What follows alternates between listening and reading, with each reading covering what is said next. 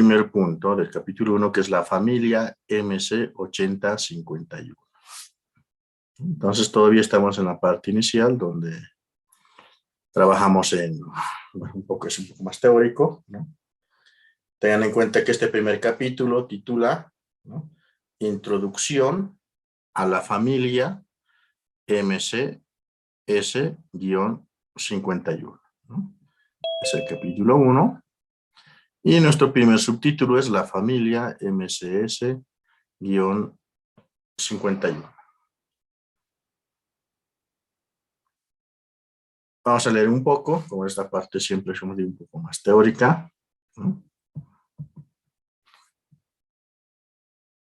Yo lo voy a ir leyendo. Dice, la familia MCS-51 o simplemente 51, ¿no?, es una familia de microcontroladores desarrollada por la empresa Intel, ¿no? Entonces, Intel es el desarrollador, el creador de este procesador. El miembro original de dicha familia fue el microcontrolador 8051. Entonces, el microcontrolador 8051 ha sido el primero, ¿no?, que ha creado Intel. Bueno, no el primero que ha creado Intel, sino el primero de esta familia, ¿no? Que da familia, dice que da nombre a la familia, ¿no?, cuya arquitectura sirvió de base para el desarrollo del resto de los dispositivos. Entonces, el 8051, ¿no?, es el primer microcontrolador de esta familia, de la familia MCS-51. ¿Ya? Es el primer microcontrolador. De ahí ya van a aparecer varios u otros vendedores que van a comercializar este mismo chip, ¿ya?, con algún otro código. Por ejemplo, el AT89C52, ¿no? Este microcontrolador que les comento, el AT89C52 o el AT89C51, ¿no?, son prácticamente este mismo microcontrolador, el 8051. La única diferencia es que no lo fabrica Intel, lo fabricaba la empresa Atmel, ¿no? De ahí viene el AT de Atmel. Pero en este último tiempo, Atmel ha dejado de existir como empresa independiente y ha pasado a ser ha pasado a ser parte de la familia de Microchip. Microchip ha comprado Atmel, por tanto, los microcontroladores AT89C51, AT89C52 y otras variantes más que puedan haber, ahora pertenecen a Microchip. Por si acaso, Microchip también es el fabricante de toda la gama de microcontroladores PIC.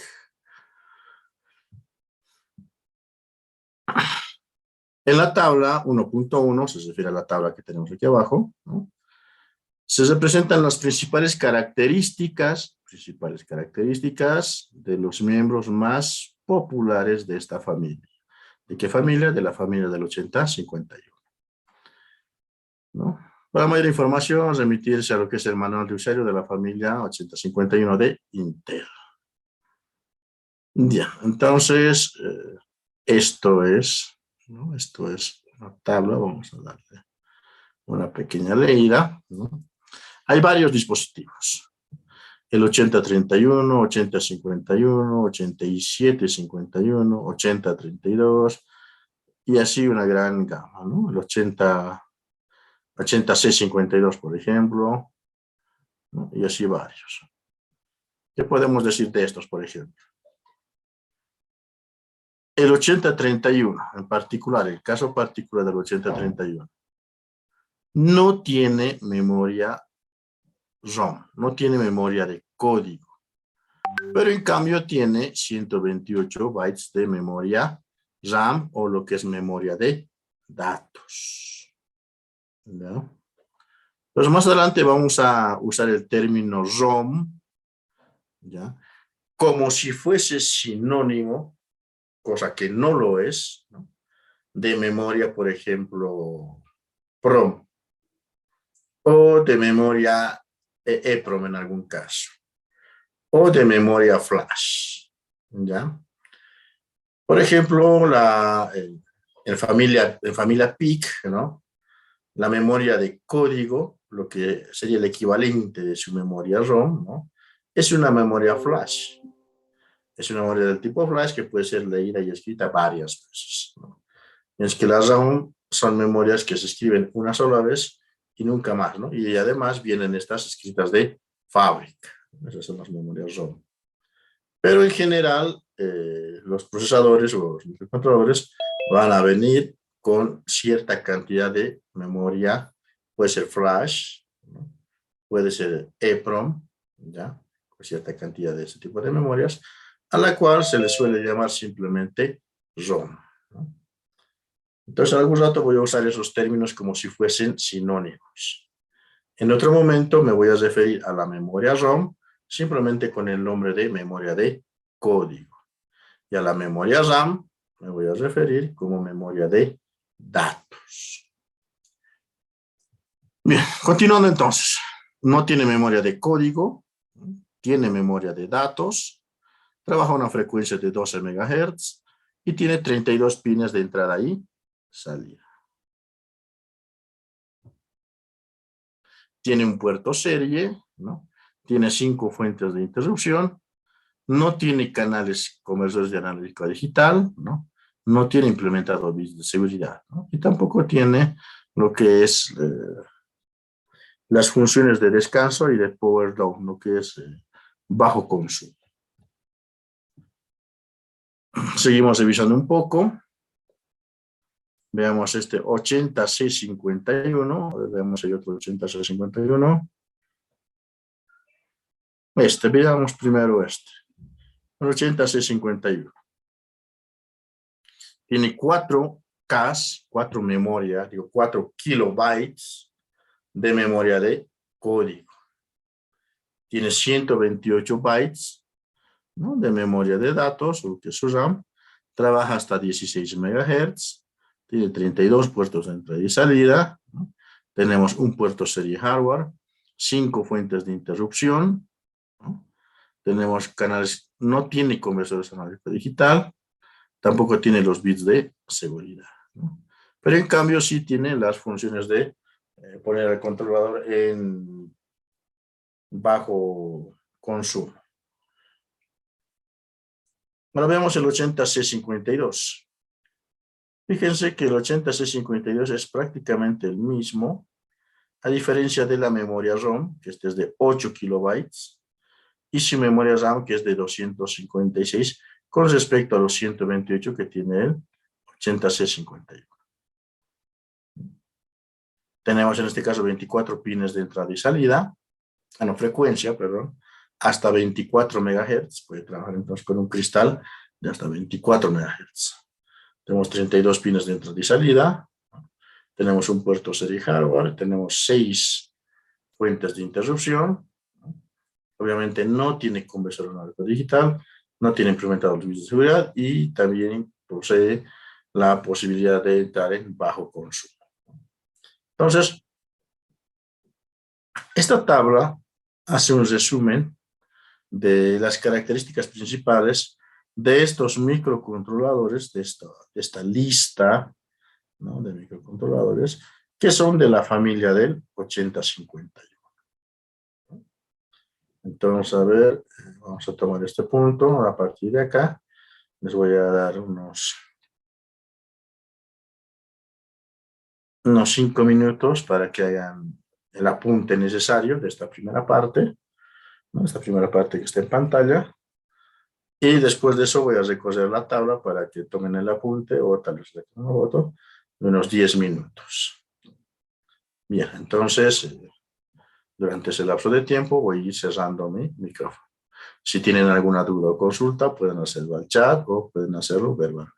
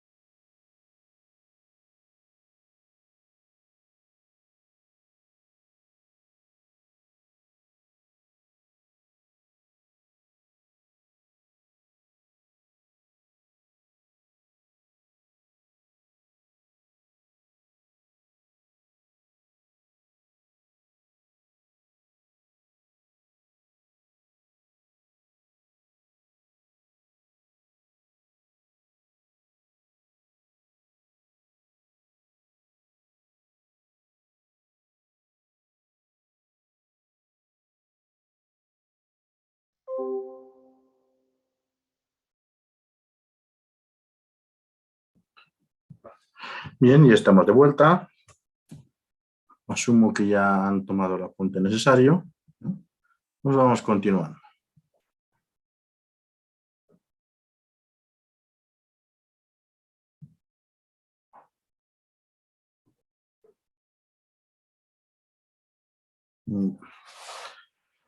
Bueno, esa es la tabla 1.1, era la tabla de principales características, ¿no?, de los miembros de la familia del 8051.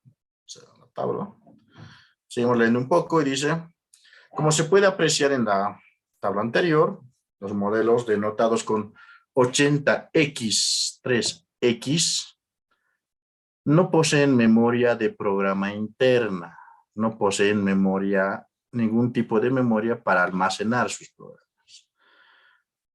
Los denotados con 80X5X poseen memoria tipo ROM, de máscara programable en fábrica, ¿no? Eso significa que esos ya vienen preprogramados. Y los denotados con 87X5X incorporan una memoria de programa interna EPROM, programables y borrables por el usuario. Entonces, de estos microcontroladores del 80X3X, no nos convendría adquirir uno de esos, ya que esos vienen programados de fábrica. Entonces, no podríamos hacer nada con ellos, a menos que nosotros le pidamos directamente al fabricante que nos introduzca algún tipo de programa y, bueno, ¿no?, ya recién podamos usarlo para lo que se haya programado.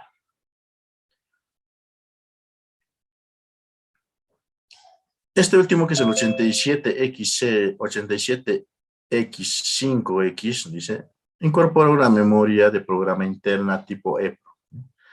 Esta de algún modo sería la más indicada, ¿no?, de toda esta lista, ¿no?, para poder efectuar algo.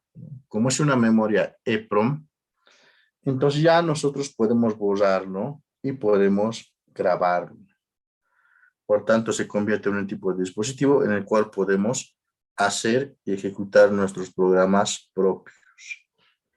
Y al ser del tipo EPROM, ¿no?, podemos volver a grabar la memoria varias veces, ¿no?, con el único cuidado de tener que borrarlas primero, ¿no? Primero tenemos que borrar la memoria y luego recién podemos hacer su grabado.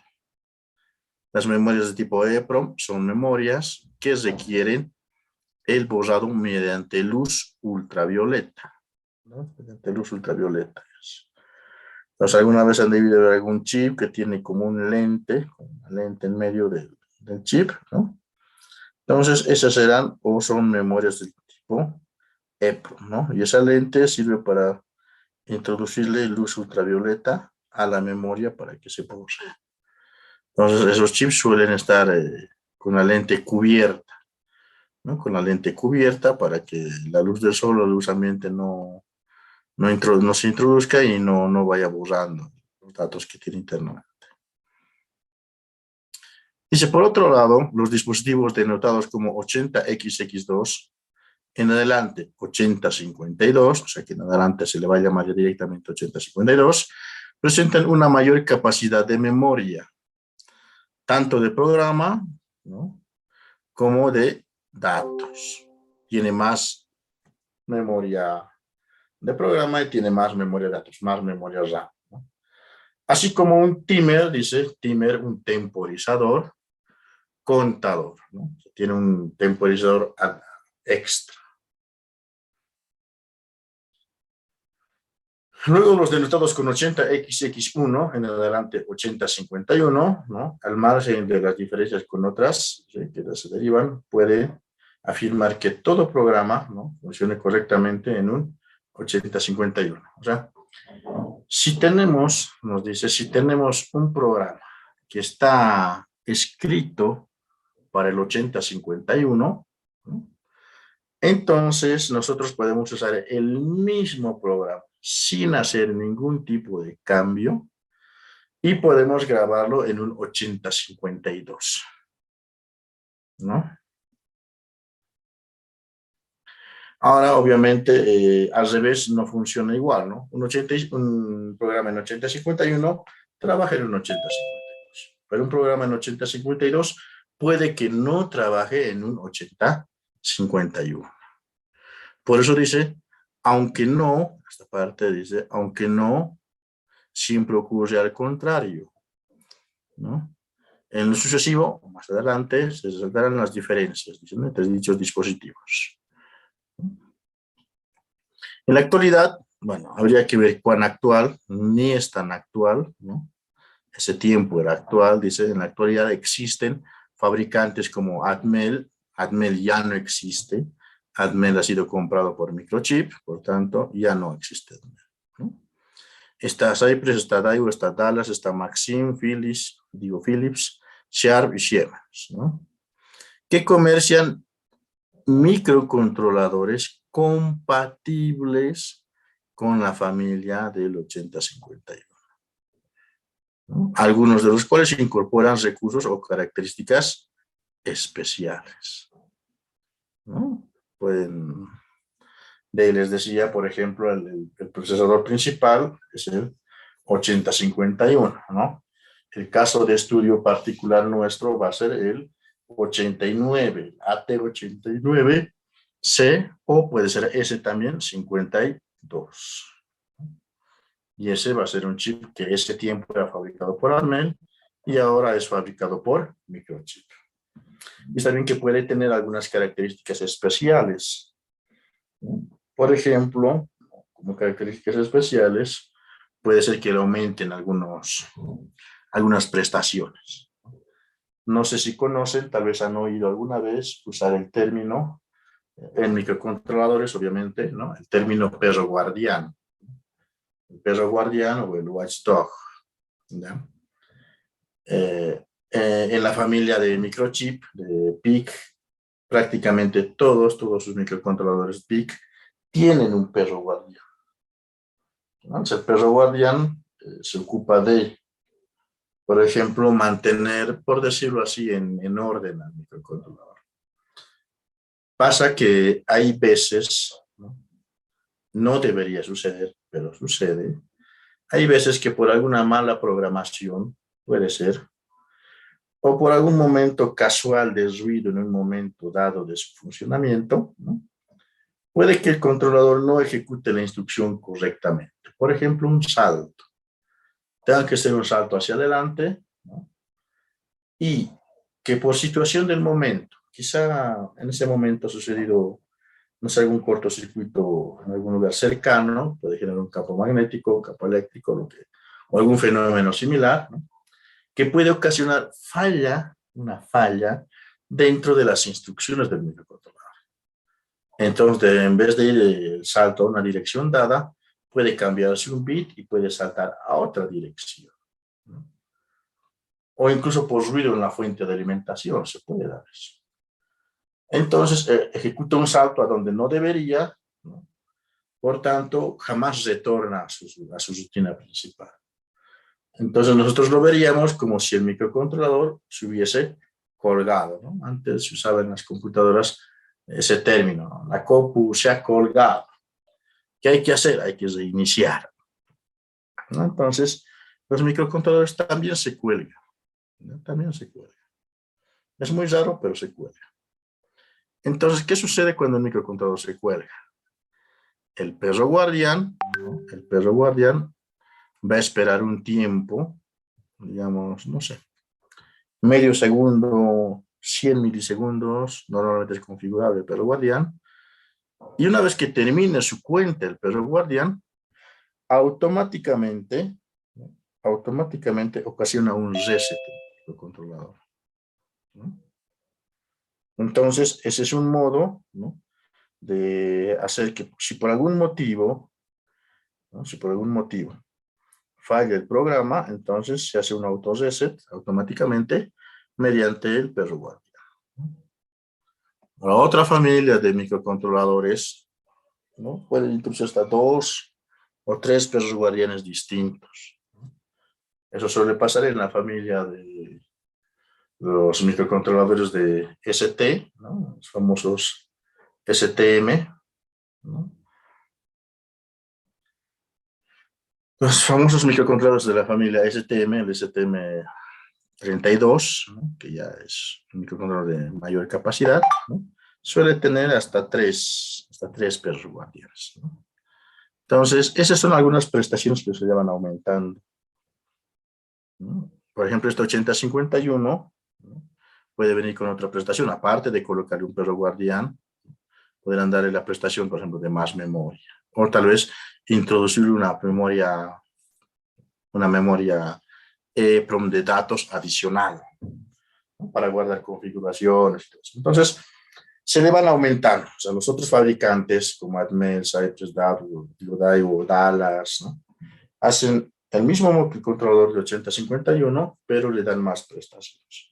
Pueden hacer que sea, por ejemplo, más veloz, ¿no? Pueden hacer que sea más veloz. Entonces, hay distintas prestaciones que se le puede ir aumentando y eso va a depender de los fabricantes, ¿no? Que seguramente tienen la licencia para comercializar la arquitectura o el microcontrolador 8051.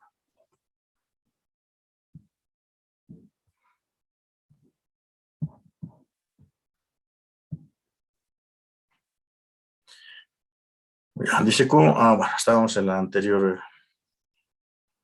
línea, decía, ¿no? Darles mayores prestaciones como, ¿no? Un mayor número de entradas y salidas, puede ser mayor cantidad de pines o menor cantidad, ¿no? Puede ser una versión más pequeña también. Memoria tipo flash, ¿no? Por ejemplo, el AT89S y el AT89C52 no tienen memoria EEPROM, tienen memoria flash. Por tanto, es más fácil programarlo, es mucho más rápido. También se le puede poner el bus I2C, ¿no? O I cuadrado C, ¿no? Puede ser perro guardián, pueden ponerle un doble DPTR, que es el apuntador de tablas, ¿no? O un mayor nivel de prioridad en las interrupciones, ¿no? Y etcétera. Se le pueden dar varias otras prestaciones. Dice, en esta asignatura en particular, se va a ver el caso del 89S52.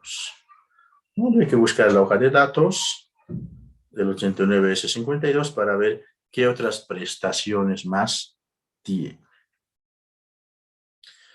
Bien, por eso concluimos el primer punto, el punto 1.1, ¿no?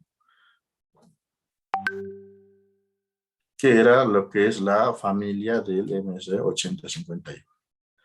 Ahora entramos a un nuevo punto. Antes,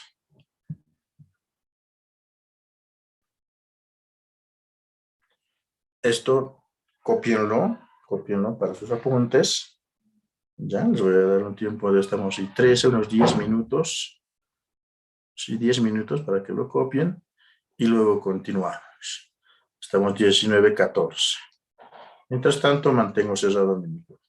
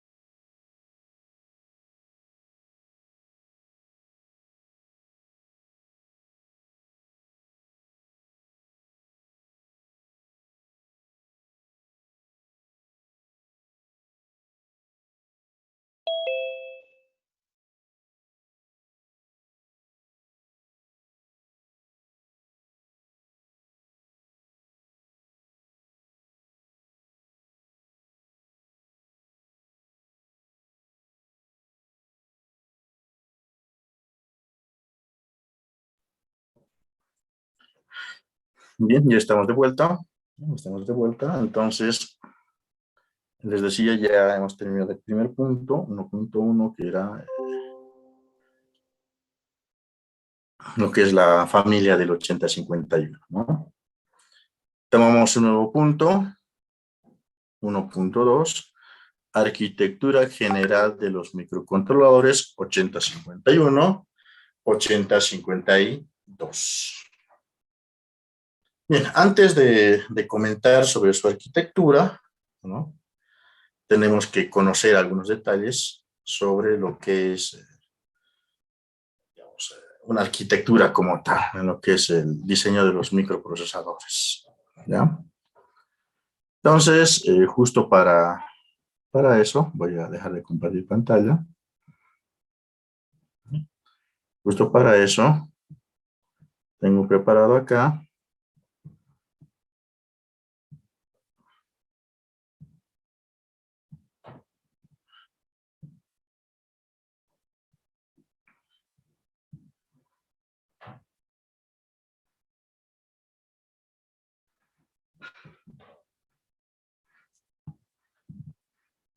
tengo preparado al igual que ayer, un enlace, ¿no? Un enlace hacia YouTube, ¿no? Donde hace una explicación sobre lo que es la arquitectura, ¿ya? Específicamente, vamos a hablar de la arquitectura von Neumann, ¿no? Von Neumann es una arquitectura relativamente antigua, ¿no? Que se usa bastante también en las computadoras, ¿no? Y bueno, también existe otra arquitectura, como es la arquitectura Harvard, que la usan específicamente los microcontroladores de la familia PIC, ¿no? Y también otros dispositivos. Pero como nuestro caso de estudio en particular, ¿no? Como nuestro caso de estudio en particular es el 851, entonces necesitamos conocer principalmente la arquitectura Harvard, o perdón, la arquitectura von Neumann, ¿ya? Justo para eso al chat le estoy enviando un enlace, ¿no? Y ustedes lo van a ver. Podría yo desde Zoom, ¿no? Mostrarles el video, pero lo más probable es que suceda que ustedes no logren ver bien el video. ¿Por qué? Porque no es lo mismo subir audio, hablando del servidor de Zoom en este caso, de cualquier otra plataforma, ¿no? No es lo mismo subir audio, que es a baja velocidad, que subir video, ¿no? Y peor si el video es en HD.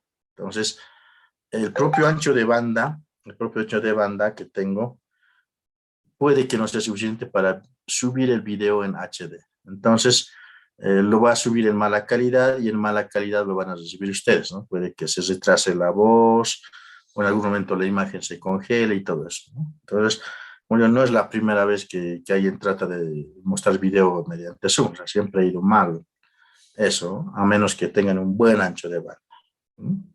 Entonces, de ahí que prefiero compartirles el enlace para que ustedes lo puedan ver, ya sea en su teléfono o en la PC, y ya ustedes puedan verlo en función de su ancho de banda, ¿no? De ahí que en este instante les comparto el enlace, está en el chat. Listo, ya lo tienen, es un enlace para todos. Y como les decía, es un enlace a YouTube, ¿no? Sobre lo que es la arquitectura von Neumann. Este enlace, esta explicación, ¿no? Dura 13 minutos. Dura 13 minutos, ¿no? Entonces, necesitamos conocer esto primero para continuar. Entonces, a partir de este momento, les voy a dar 20 minutos, ¿no? A pesar que el video es de 13 minutos, ¿no? Les voy a dar 20 minutos para que lo vayan viendo. Y después de los 20 minutos, ¿no? Yo habilito el micrófono otra vez y vamos a estar continuando con la sesión, ¿no? Mientras tanto, voy a mantener cerrado mi micrófono. Entonces, les ruego que vean este video, ¿no? Al terminar la clase voy a poner el mismo enlace en el Classroom, por si acaso, ¿no? Pero les pido que si tienen tiempo, tienen algunos que tal vez están con megas, puede que sea el caso, traten de verlo, ¿no? Y si es que no lo logran ver, entonces cuando entren a Classroom, ya más tarde, ¿no? O mañana, lo puedan ver el día de mañana. Es importante conocer esto de la arquitectura de von Neumann. Bien, en este momento entonces cierro el micrófono y les invito a que vean el video del enlace. En 20 minutos vuelvo a habilitar el micrófono y continuamos con la clase.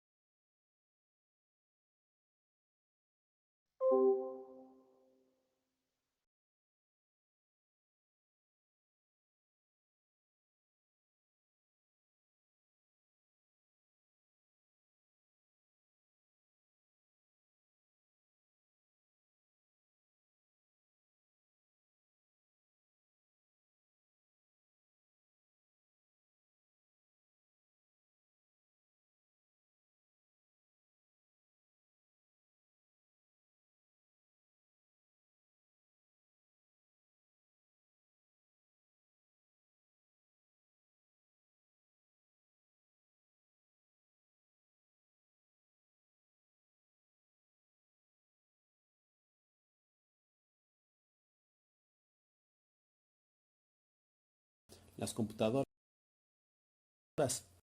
que se limitan paso las tareas a realizar.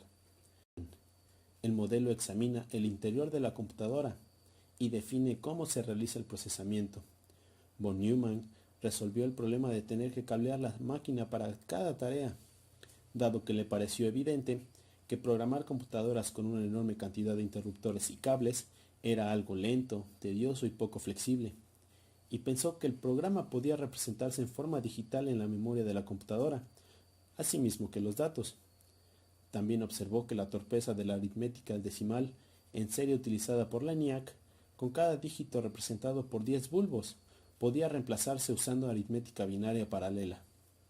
Su diseño básico, ahora conocido como una máquina de von Neumann, se usó en las EDSAC, la Electronic Delay Storage Automatic Calculator, para la primera computadora que almacenaba el programa, y constituye todavía la base para la mayoría de las computadoras digitales, casi medio siglo después. Este diseño y la máquina IAS, construida en colaboración con Hermann Goldstein, ha tenido una influencia tan grande en las máquinas actuales. En 1945, John von Neumann creó un modelo computacional que se caracteriza por disponer de una única memoria principal en la que se almacenan los datos y las instrucciones. La memoria estaba dividida en dos zonas. La primera, para almacenar el programa que se debía ejecutar, y la segunda, para retener los datos. Esta característica es la parte fundamental de las computadoras, porque un comando del programa para ser ejecutado debe estar necesariamente en la unidad central de procesamiento. De este modo, se gana velocidad de ejecución del conjunto de instrucciones que componen los programas. La solución fue poner las instrucciones en la misma memoria que los datos, escribiéndolas de la misma forma, en código binario. Arquitectura de von Neumann. La EDVAC fue el modelo de las computadoras de este tipo. El modelo define una computadora como 4 subsistemas: la memoria, la unidad aritmético-lógica o ALU, la unidad de control, un dispositivo de entrada-salida. Se puede decir que una computadora está formada por 3 partes fundamentales, aunque una de ellas es subdividida en 2 partes no menos importantes. El nombre de cada parte nos indica la función que realiza. La unidad de memoria principal es el área de almacenamiento.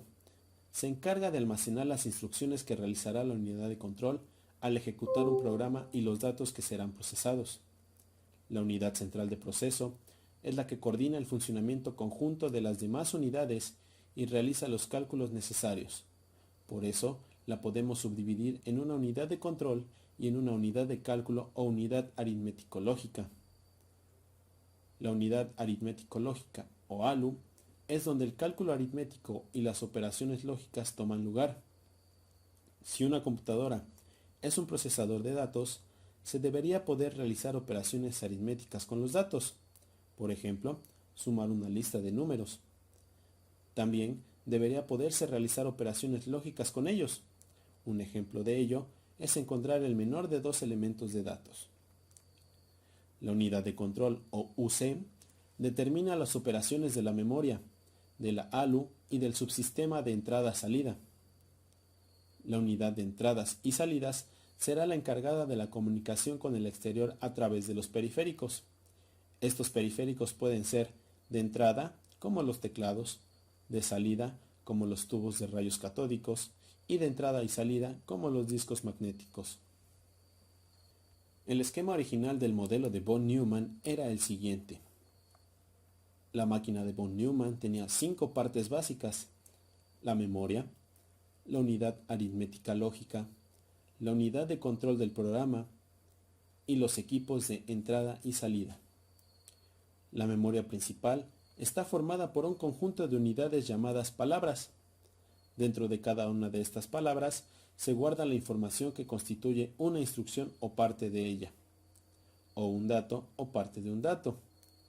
Puede darse el caso de que una sola instrucción necesite varias palabras y también un dato puede ocupar varias palabras.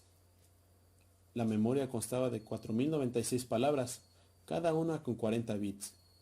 Cada palabra podía contener 2 instrucciones de 20 bits o un número entero de 39 bits y su signo. Las instrucciones tenían 8 bits dedicados a señalar el tiempo de la misma y 12 bits para especificar alguna de las 4096 palabras de la memoria. A la cantidad de palabras que forman la MP se le denomina capacidad de memoria. De este modo, cuanto mayor sea el número de palabras, mayor será el número de instrucciones y datos que podrá almacenar la computadora. Una palabra está formada a su vez de unidades más elementales llamadas bits, del mismo modo que en el lenguaje natural una palabra está formada por letras. El número de bits que conforman una palabra se llama longitud de palabra.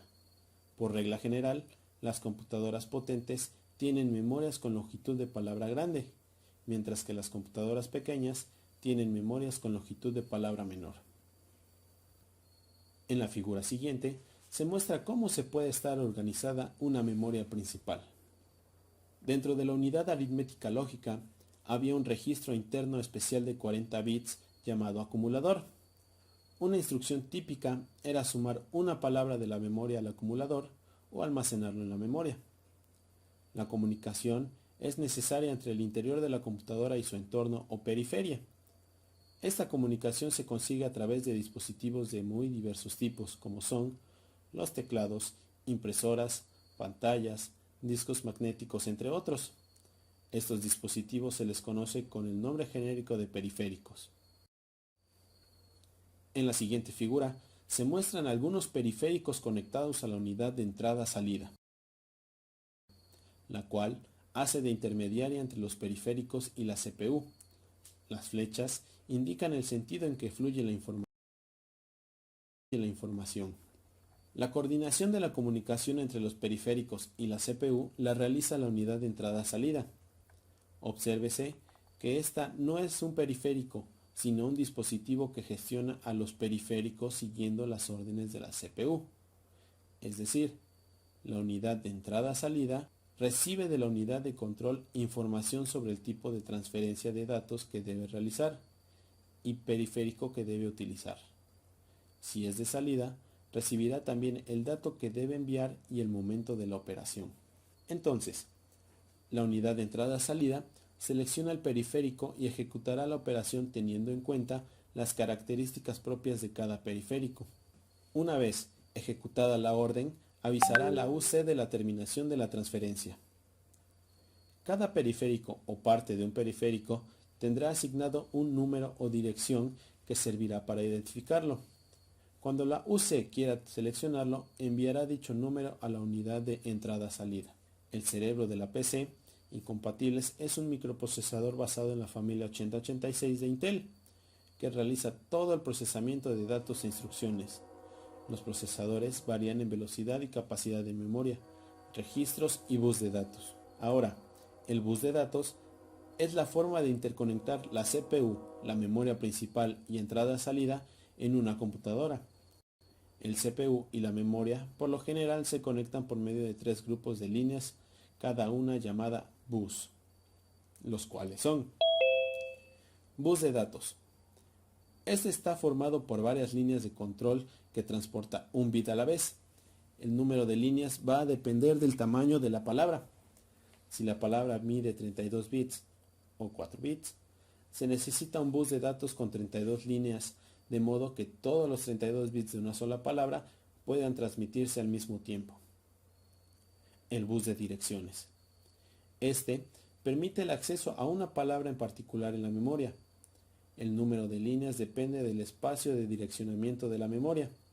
Por ejemplo, si la memoria tiene 2 palabras en el bus de direcciones, necesita transportar n bits a la vez. Bus de control. El bus de control lleva la comunicación entre el CPU y la memoria, es decir, debe haber un código enviado desde el CPU a la memoria para especificar una operación de lectura y escritura. El número de líneas en este bus depende del número total de comandos que necesita la computadora. Por ejemplo, si una computadora tiene 2 n acciones de control, necesita n líneas para el bus de control porque n bits pueden definir 2 a la n operaciones diferentes. Un programa en el modelo de von Neumann se conforma de un número finito de instrucciones. En este modelo, la unidad de control trae una instrucción de la memoria, la interpreta y luego la ejecuta. Es decir, las instrucciones se ejecutan una después de otra. Desde luego, una instrucción puede requerir que la unidad de control salte algunas instrucciones previas o posteriores, mas no significa que las instrucciones no se ejecutan de manera secuencial. Un ordenador con esta arquitectura realiza o emula los siguientes pasos secuencialmente. 1. Enciende el ordenador y obtiene la siguiente instrucción de la memoria en la dirección. Para poder acceder a una ubicación específica de la memoria, la CPU genera señales en el bus de dirección, que habitualmente tiene un tamaño de 32 bits en la mayoría de máquinas actuales, indicada por el contador de programa o registro del procesador, y la guarda en el registro de instrucción, el cual se almacena la instrucción que se está ejecutando. Número 2. Aumenta el contador de programa en la longitud de la instrucción para apuntar a la siguiente. Número 3. Decodifica la instrucción mediante la unidad de control. Esta se encarga de coordinar el resto de componentes del ordenador para realizar una función determinada. Número 4. Se ejecuta la instrucción. Esta puede cambiar el valor del contador del programa, permitiendo así operaciones repetitivas. El contador puede cambiar también cuando se cumpla una cierta condición aritmética, haciendo que el ordenador pueda tomar decisiones, que pueden alcanzar cualquier grado de complejidad mediante la aritmética y lógica anteriores. Número 5. Vuelve al paso 1.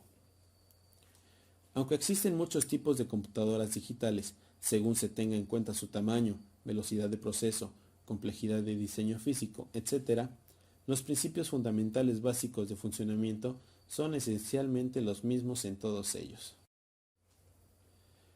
La memoria de las computadoras modernas aloja tanto un programa como sus datos correspondientes. Esto implica que ambos, tanto los datos como el programa, deben tener el mismo formato porque se almacenan en la memoria, se guardan como patrones binarios y, sin lugar a dudas, el modelo de von Neumann establece el estándar de los componentes esenciales de una computadora, la cual debe incluir los 4 componentes a los que se hace referencia, como hardware de la computadora. El modelo no define cómo deben almacenarse los datos en una computadora, aunque sí, esta es un dispositivo electrónico. La mejor manera de almacenar los datos es en forma de señal eléctrica, específicamente su presencia o ausencia. El modelo de von Neumann cambió el significado del término programación, dado que los programas con su modelo se almacenan en la memoria de la computadora. No solo se necesita memoria para mantener los datos, sino que también se requiere memoria para mantener el programa, y el programa debe ser una secuencia de instrucciones, lo cual permitió volver a usar dicho programa y dejar de ser una tarea independiente.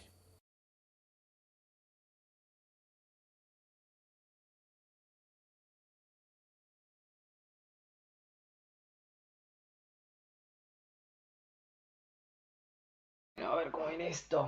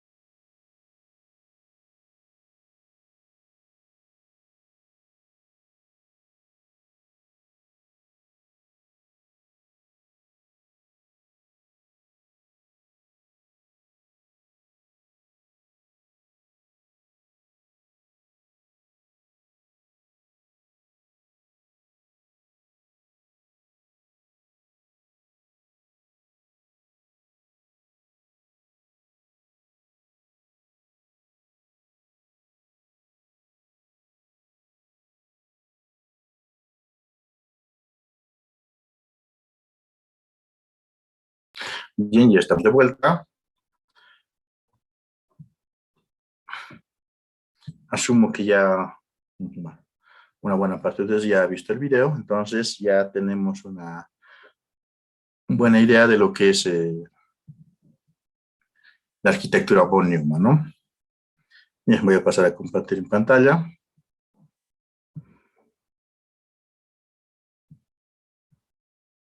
Y estamos con el punto 1.2, que es la arquitectura general de los microcontroladores 8051 y lo que es lo mismo el 8052. Dice, el diagrama de bloques de la figura 1.1, se refiere a esta figura, muestra la arquitectura general de los microcontroladores 8051. Entonces, podemos decir que la arquitectura a la que pertenece el 8051 es la arquitectura von Neumann. Una de las características principales de la arquitectura von Neumann es que tiene en el bus hay un único bus, o podemos decir comparten el mismo bus, ya lo que son la memoria de código, 4 kilobytes en el caso del 8051 y 8 kilobytes en el caso del 8052, la memoria de código y la memoria de datos, ¿no? 128 bytes para el 8051 y 256 bytes de memoria RAM o memoria de datos para el 8052, ¿no? Asimismo, todos sus periféricos están colgados sobre un único bus. Por tanto, tenemos en el bus, ¿no? En este único bus, donde está seguramente el bus, uso el término bus en general, donde va a estar el bus de datos, va a estar el bus de direcciones, ¿no? Y también el bus de control, ¿no? Todos esos lo comparten. Los puertos de entrada y salida, es el mismo bus. En el mismo bus está la memoria de código. En el mismo bus está la memoria de datos. En el mismo bus están los temporizadores, ¿no? Están las interrupciones. Y también en el mismo bus está el puerto serie. En el caso del 8051 y el 52. Entonces, todo está sobre el mismo bus. Y una característica importante o fundamental de lo que es la arquitectura von Neumann es que están colgados en el mismo bus tanto la memoria de código como la memoria de datos, ¿no? En el video menciona eso, ¿no? Y nosotros podemos verificar eso en este diagrama, ¿no? En este diagrama.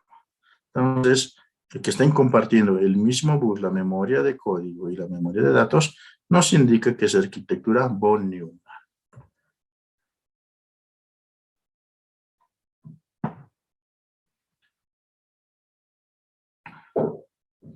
Características generales de los dispositivos son las siguientes.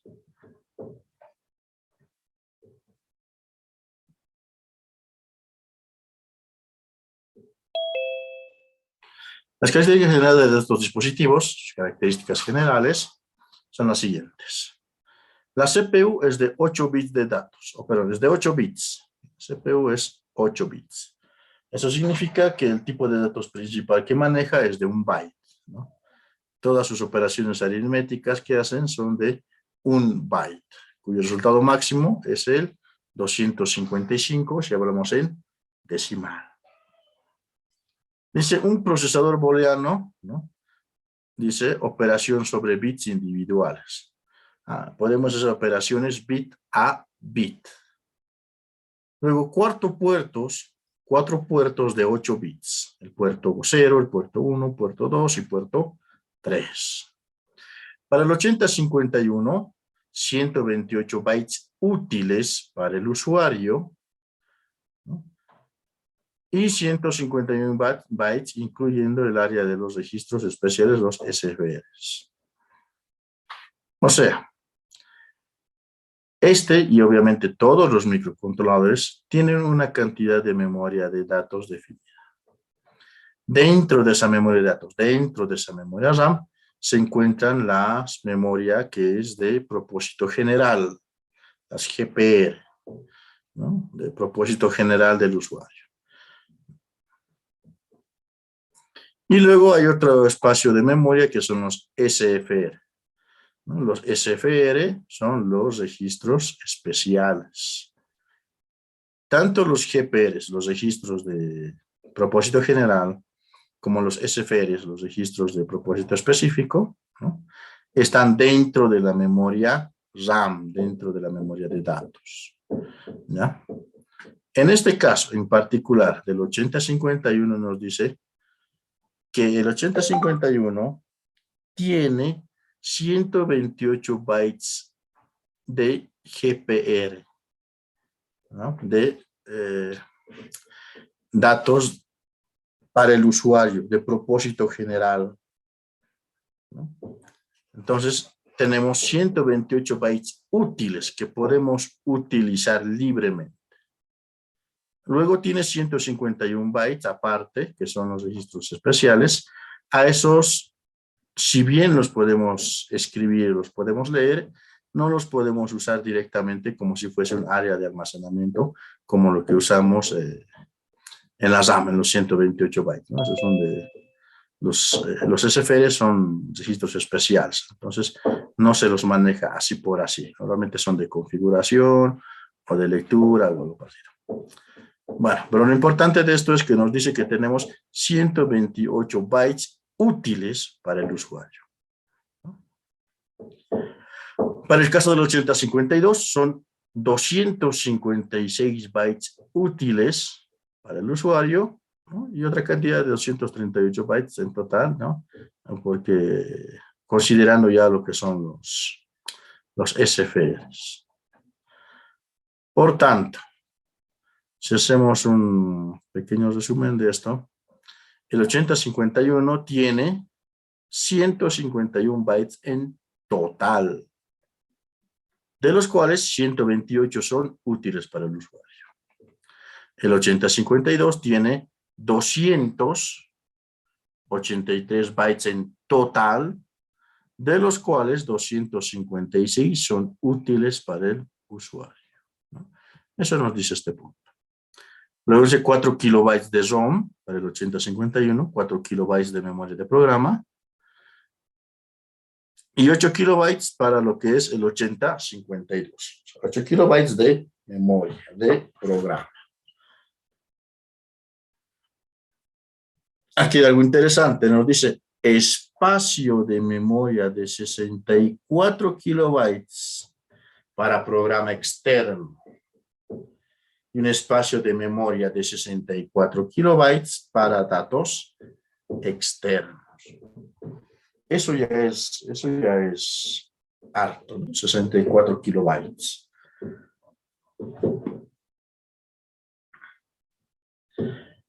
Estos 64 kilobytes de memoria de programa externo y 64 kilobytes de datos externos, normalmente se lo utiliza cuando se está trabajando con este microcontrolador, ¿no? Pero se lo hace funcionar como si fuese microprocesador. Por tanto, va a tener una memoria de código externa que es direccionable hasta 64 kilobytes y va a tener una memoria de datos externa también, que también va a ser de 64 kilobytes de capacidad, ¿no? Eso es cuando trabaja con microprocesador. Ahora hay algunas variantes. Puede ser que para algún sistema en particular, un programa grande, no sea suficiente con 8 kilobytes. Puede que no sea suficiente 8 kilobytes de memoria de programa. Entonces, ¿qué se hace? Se usa la memoria externa, ¿no? Un espacio de memoria externa, y ahí podemos almacenar hasta 64 kilobytes de memoria de programa, ¿no? Usar entonces memoria externa para el programa, ¿ya? y usar los 128 o los 256 bytes de memoria RAM. Ahora puede darse otro caso en que la memoria de código sea suficiente con 8 kilobytes, ¿no? Pero tengamos que almacenar gran cantidad de datos en la memoria RAM, de modo que 256 bytes no sean suficientes. Un ejemplo puede ser, ¿no? Si agarramos al 8051, le conectamos un conversor analógico digital, ¿no? Y nos ponemos a capturar una señal, ¿ya? Cada milisegundo, por ejemplo, ¿no? Entonces, en un segundo tendríamos 1000 datos, ¿no? Si es que nuestro conversor único digital nos entregaría un dato convertido cada milisegundo. Serían 1000 datos en un segundo. Serían también, si es que fuesen de 8 bits, serían 1 kilobyte, ¿no? Que tendríamos que ir almacenando. Pero nuestra memoria RAM es de 128 o de 256, no es suficiente. Entonces, obligatoriamente tendríamos que acudir a memoria RAM o memoria de datos externa, ¿no? Con 64 kilobytes, ¿no? Si es que fuese un segundo, un K, 1000 bytes, ¿no? Tendríamos hasta 64 segundos, casi un minuto podríamos ir almacenando de información a 1 kilohertz de frecuencia de muestreo de datos, ¿no? De algún sistema analógico.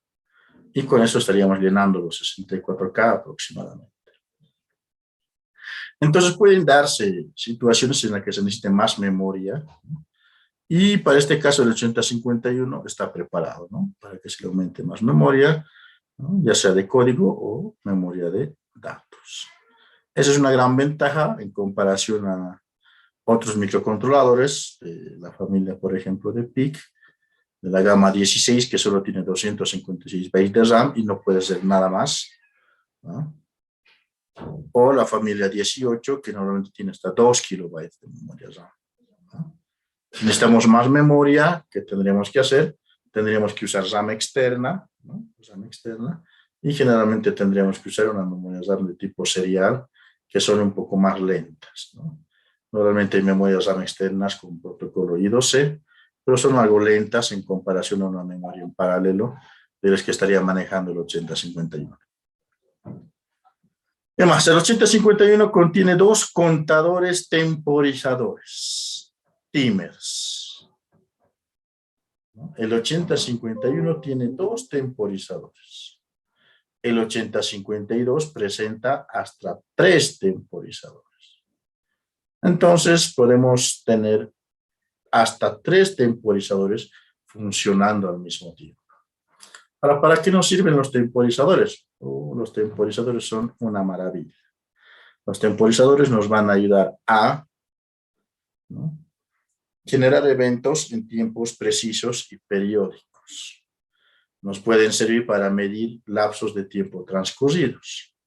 Nos pueden servir para lanzar distintas tareas. Depende cómo uno lo vaya utilizando.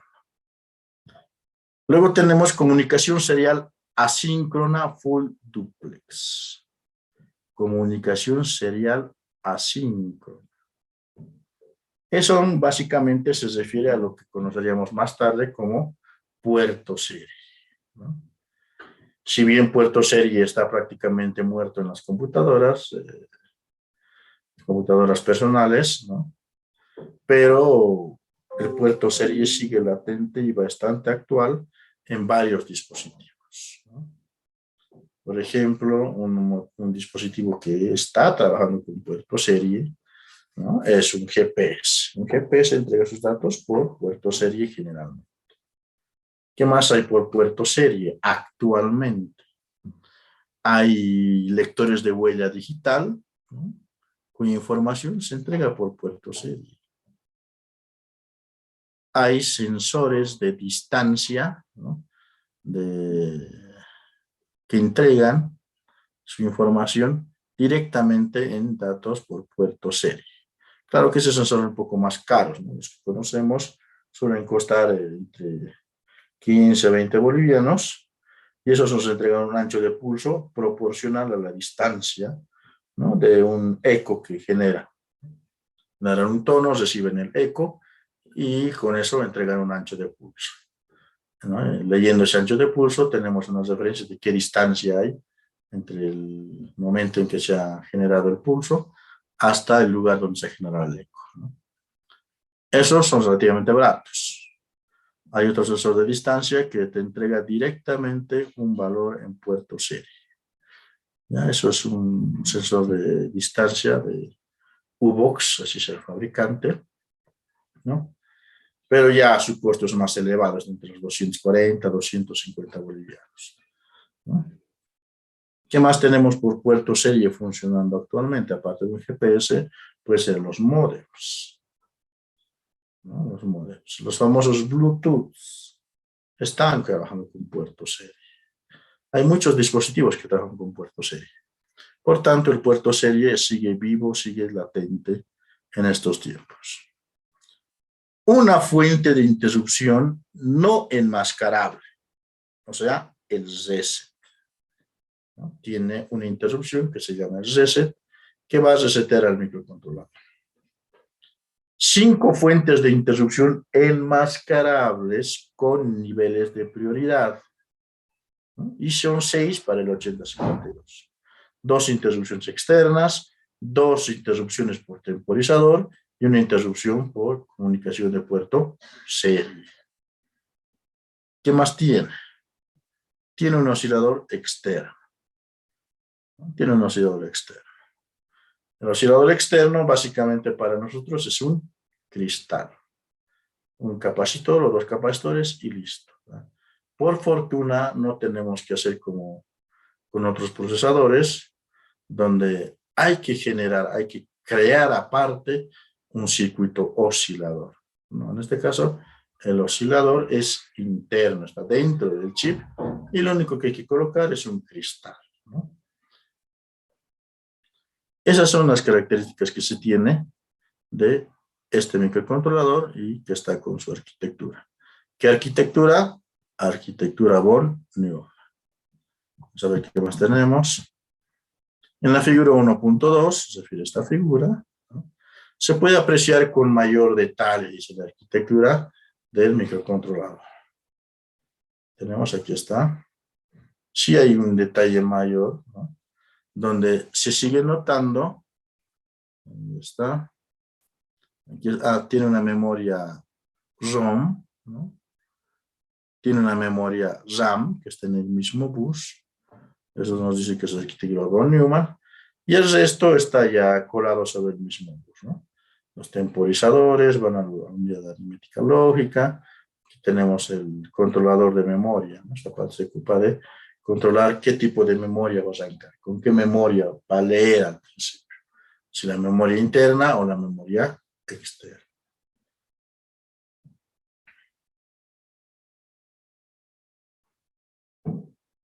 Entonces ya tenemos con esto la arquitectura de 8051. Igual les pido, les voy a dar un tiempo para que voy a reducir un poquitín esto. La arquitectura, ¿no? Háganlo, copienlo, ¿no? Copien esta parte, es importante. Algún rato les voy a estar preguntando cuánto de capacidad de memoria tiene el 8051, el 8052. Entonces, eso tienen que tenerlo ya de memoria. Entonces, para esto son las 8 de la noche y 13 minutos. Vamos a darles un tiempo de unos 15 minutos. 15 minutos para que copien esta parte, para que lo vayan escribiendo y lo vayan dibujando, ¿no? Y en 15 minutos estamos otra vez habilitando el micrófono. Mientras tanto, bueno, solamente bloqueo mi micrófono.